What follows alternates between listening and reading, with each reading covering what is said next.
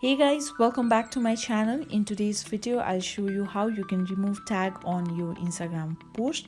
So first of all, open your Instagram account and make sure you are already logged into your account. Now to remove yourself from a particular post, you need to go to your profile. So here, once you are on the home screen, at the bottom tap on the profile icon, you will be taken to your profile. Now here, to find a particular photo that you were tagged on, you will see your profile like icon right beside the grid. Tap on it. So these are the photos I have been tagged on.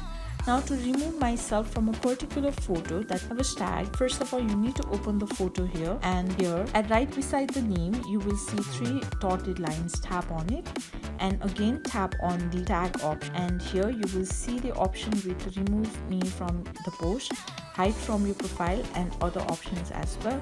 So this video is all about removing from the post. So here simply tap on the option, again tap on remove. So granted, the image will still be available on the account where it's posted, but your name will no longer appear whenever someone taps on the photo. That means you will be officially removed from the tag. So that's how you can remove yourself from a tag on the Instagram account.